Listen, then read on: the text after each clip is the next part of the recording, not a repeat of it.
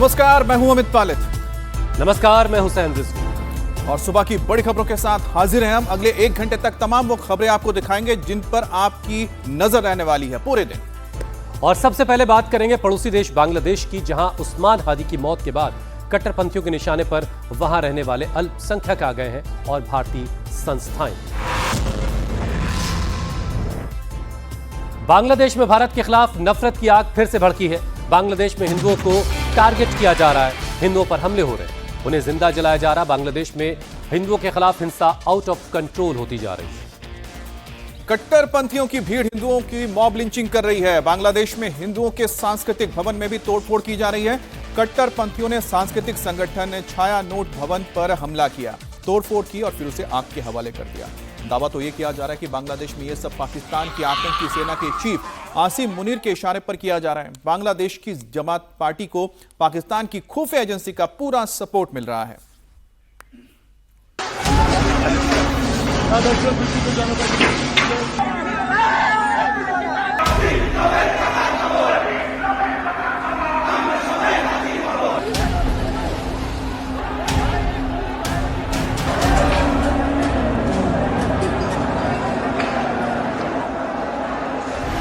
बांग्लादेश में भारत के खिलाफ नफरत की आग फिर से भड़की हुई है।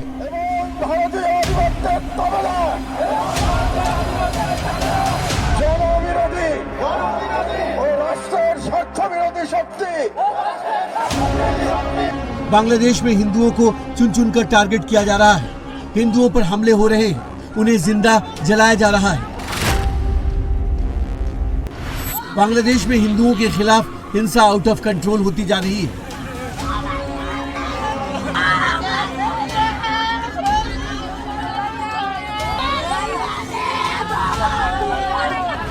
उस्मान हादी की मौत के बाद भड़के कट्टरपंथी भारतीय उच्चायोग को टारगेट कर रहे हैं।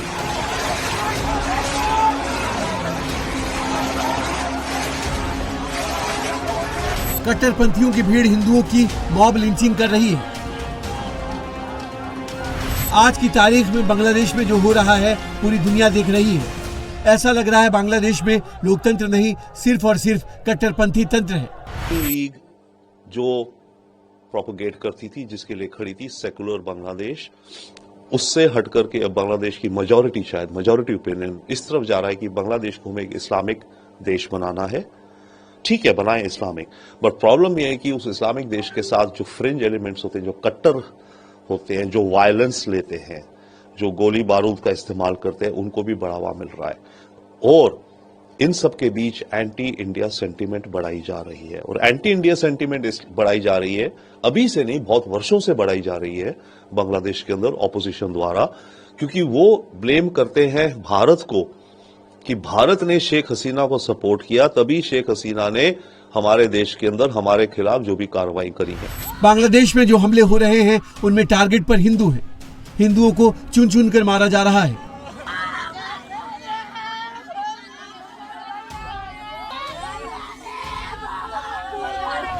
ढाका से करीब 125 किलोमीटर दूर मेमनसिंह में इस्लामिक कट्टरपंथियों की भीड़ ने एक हिंदू को घर से निकालकर बुरी तरह पीटा। उसके बाद अल्लाहू अकबर के नारे लगाते हुए युवक को पेड़ से लटकाकर जला दिया। जिस हिंदू की बांग्लादेश में नृशंस हत्या की गई उसका नाम दीपू चंद्र दास था। कट्टरपंथी जमात के हैवानों ने दीपू चंद्र दास पर भी इस्लाम की तौहीन का इल्जाम लगाया था। दीपू दास की सरेआम हत्या पर भारत में गुस्सा है। जिस वक्त दीपू चंद्र दास को जिंदा जलाया जा रहा था, वहां सैकड़ों लोग इस हैवानियत का वीडियो बना रहे थे। दीपू चंद्र की सरेआम हत्या के सैकड़ों वीडियो हैं, लेकिन बांग्लादेश की पुलिस को अब तक कोई सबूत नहीं मिला। बांग्लादेश में हिंदुओं पर हो रहे हमलों की FIR तक दर्ज नहीं हो रही है।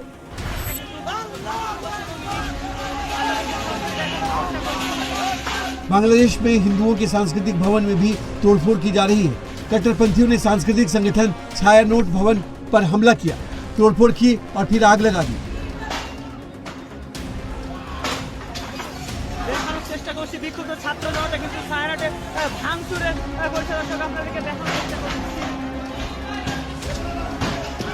दावा यह है कि बांग्लादेश में ये सब पाकिस्तान की आतंकी सेना के चीफ आसिम मुनीर के इशारे पर हो रहा है। बांग्लादेश की जमाती पार्टी को पाकिस्तान की खुफिया एजेंसी का पूरा सपोर्ट मिल रहा है।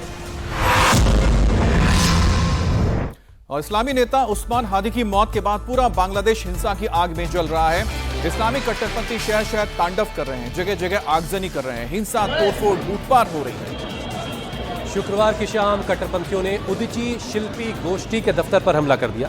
दफ्तर में पहले तोड़फोड़ हुई, उसके बाद बिल्डिंग को आग के हवाले कर दिया।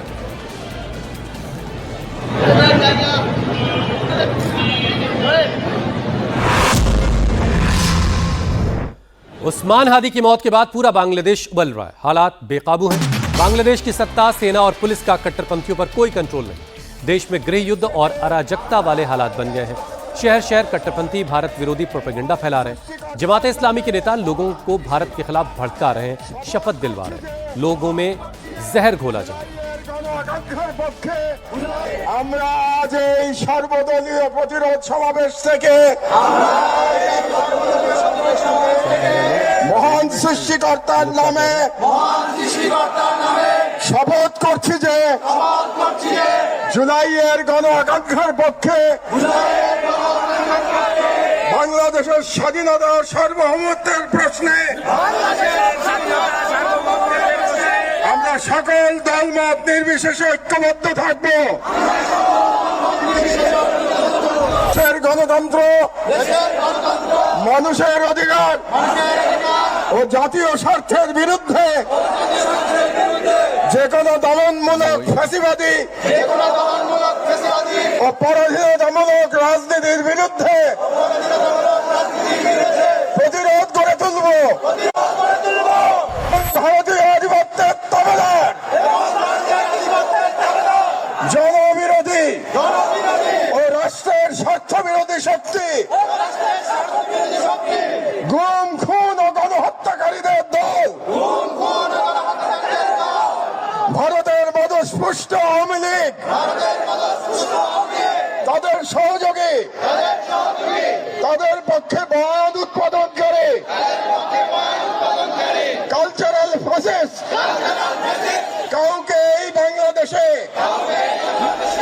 অপরাজনীতি করতে দেব না।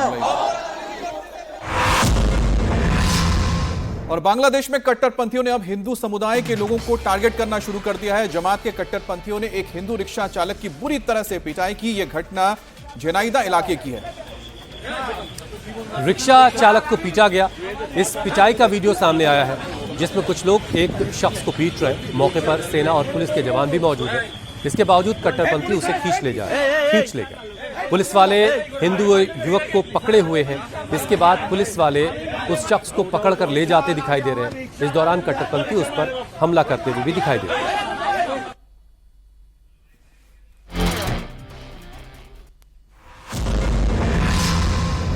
उस्मान हादी की मौत के बाद बांग्लादेश में हालात एक बार फिर से जुलाई 2024 वाले हो गए हैं। जमात और कट्टरपंथियों ने पूरे बांग्लादेश पर एक तरीके से कब्जा कर लिया है।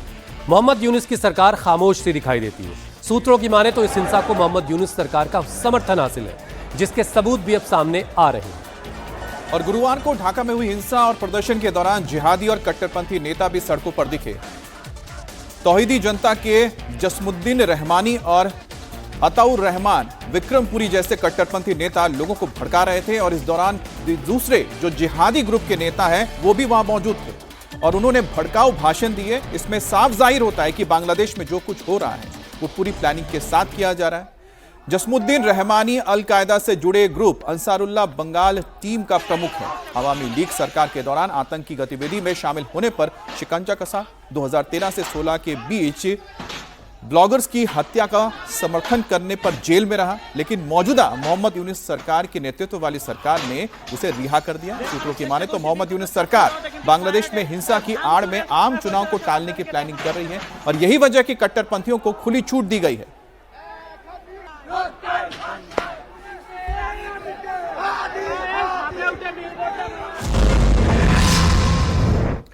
बांग्लादेश में हिंसा और प्रदर्शन शहर से अब बॉर्डर एरिया तक भी पहुंच गया है।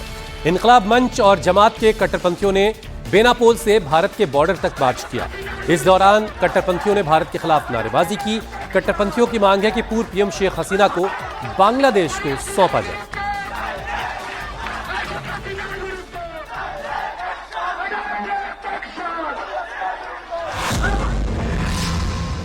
और कट्टरपंथियों के इसी विरोध को देखते हुए भारत बांग्लादेश बॉर्डर पर सतर्कता बढ़ा दी गई है। ईस्टर्न कमांड प्रमुख lieutenant general RC Tiwari Tripura और मिजोरम पहुंचे हैं। इस दौरान उन्होंने सीमा की अग्रिम मोर्चों का दौरा किया और हालात का जायजा लिया है। बांग्लादेश की सीमा से सटे 5 राज्यों की सीमाएं लगभग सील कर दी गई हैं। सुरक्षा एजेंसियां हाई अलर्ट पर हैं। सीमा पर किसी भी हालात से निपटने के लिए सेना, बीएसएफ और खुफिया एजेंसियों को मजबूत कर दिया गया है।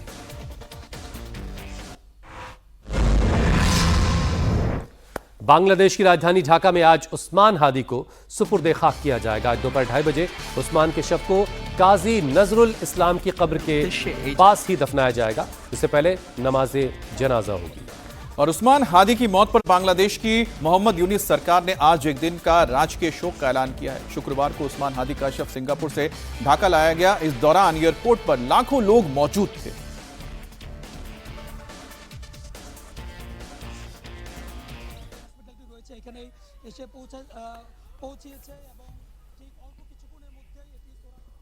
पॉल्यूशन और स्मॉग के डबल अटैक से जूझ रहे दिल्ली के लोगों को आज भी राहत मिलने की कोई भी आशा नहीं है। आज भी दिल्ली का एक्यूआई सीवियर कैटेगरी में है। दिल्ली में घना कोहरा छाया है। औसत एक्यूआई 380 तक रिकॉर्ड किया गया है। कई इलाकों में एक्यूआई 400 के पार है। आईटीओ में एक्यूआई 429 दर्ज हुआ। प्रदूषण नियंत्रण को लेकर दिल्ली सरकार के जरिए जारी की गई गाइडलाइंस के दूसरे दिन शुक्रवार को सड़कों पर सख्त कार्रवाई दिखाई दी। दिल्ली में प्रदूषण फैलाने वाले 11,776 गाड़ियों का चालान काटा गया। 12,164 मीट्रिक टन से ज्यादा कचरा साफ किया गया। 2,000 किलोमीटर से ज्यादा लंबी सड़क के इलाके की सड़क को जो है साफ किया गया। डस्ट क्लियर की गई और डस्ट कंट्रोल के लिए पानी का छिड़काव किया गया। एंटी स्मॉग गन का भी इस्तेमाल किया गया। पोल्यूशन के खराब हालात को देखते हुए दिल्ली सरकार ने सरकारी स्कूलों में अब एयर प्यूरिफायर लगाने का फैसला किया है।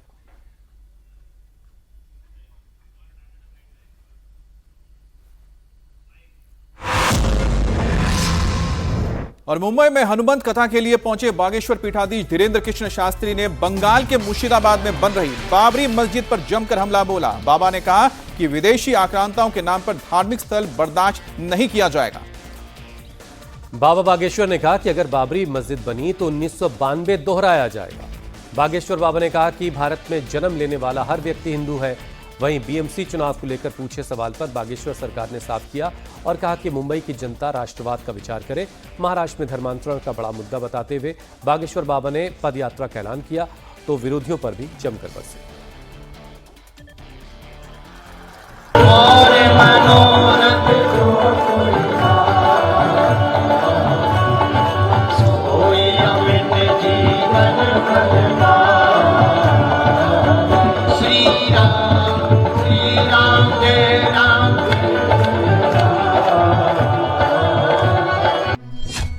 मुंबई में बागेश्वर सरकार, बंगाल की बाबरी पर हमला जोरदार। विदेशी आक्रांता के नाम पर, बाबर के नाम पर यदि देश में कोई भी स्थान बनाया जाए तो ये इस देश का दुर्भाग्य है। और निश्चित रूप से हम ये बात कह सकते हैं कि फिर से हिंदू 1992 दोहराने के लिए तैयार रहे। भारत हिंदू राष्ट्र का संकल्प बाबा ने बताया विकल्प। जब तक हम जिएंगे हिंदू, हिंदुत्व और हिंदुस्तान के लिए जिएंगे। यही हमारा परिचय है, यही हमारा जीवन है। मेरा तन मन हिंदू, मेरा रंग रंग हिंदू, मेरा परिचय हिंदू, मेरा जीवन हिंदू और भविष्य में भारत हिंदू राष्ट्र होगा। गजवाए हिंद पर पलटवार, हिंदू एकता की चर्चा जोरदार।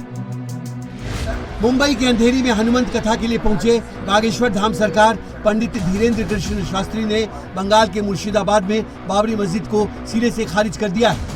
धीरेन्द्र शास्त्री मुर्शिदाबाद में बाबरी की नींव रखे जाने के अगले ही दिन कोलकाता गए थे और 5 लाख से अधिक हिंदुओं के साथ गीता पाठ करवाया था। तो अब मुंबई से बंगाल की बाबरी पर बाबा ने कड़ा प्रहार किया है।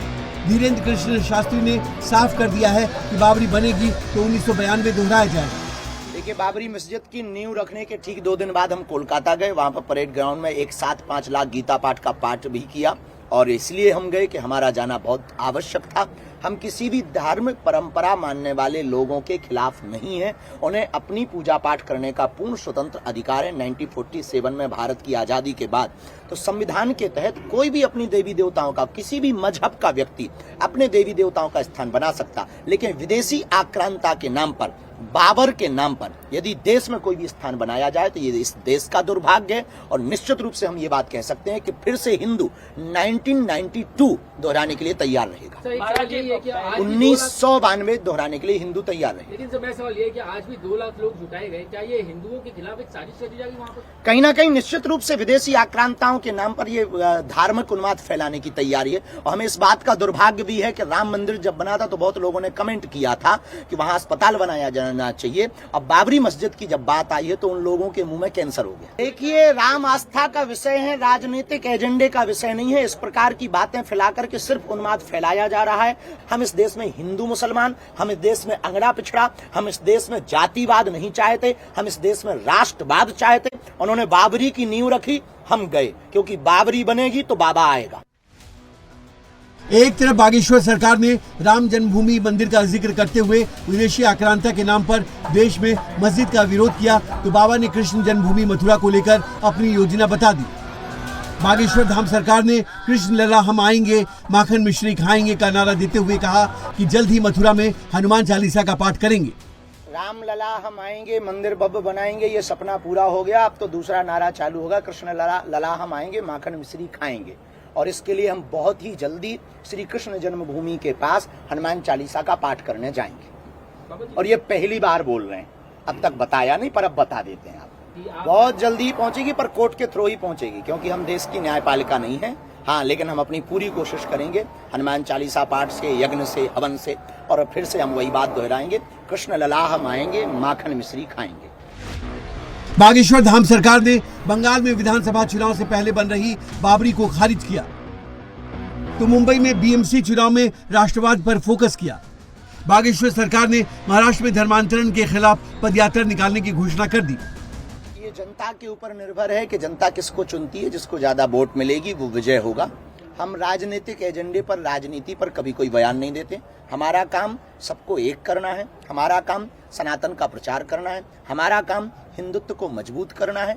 जो बहुत स्वच्छ छवि के हों, जिनसे देश का, नगरपालिका का, नगर का, प्रदेश का भला हो, उनको मतदाता मत दें, ताकि उत्थान हो और उन्नति हो। देश का चुनाव जातिवाद, धर्मवाद से ऊपर उठकर राष्ट्रवाद पर होना चाहिए। देश के चुनाव में हिंदू, मुसलमान, सिख, ईसाई ये बात छोड़कर केवल और केवल राष्ट्र का भला हो, सनातन का उत्थान हो। सनातन में सब आ जाते हैं। सनातन का उत्थान हो और राष्ट्र का भला हो, इस पर यदि चुनाव हो तो हमें लगता है देश के लिए भी बेहतर होगा, मुंबई के लिए भी बेहतर होगा और निवासियों के लिए भी बेहतर होगा। क्या आपको लगता है कि मुंबई में हिंदुत्व खतरे में आया है? नहीं, महाराष्ट्र में कई जगहों पर धर्मांतरण देखने के बाद, जैसे जो बहुत बड़ी घटना पालघर वाली हुई थी, उस घटना के बाद ये देखा जा सकता है कि कहीं ना कहीं महाराष्ट्र में ये बहुत मतांतरण रूप से है। और कहीं ना कहीं ये तो कई जगहों पर विवाद स्थितियां बनती हुई दिखाई पड़ती हैं, चाहे वो पालघर की घटना हो, चाहे वो नुक्कड़ घटनाएं हों। तो हिंदुत्व कहीं ना कहीं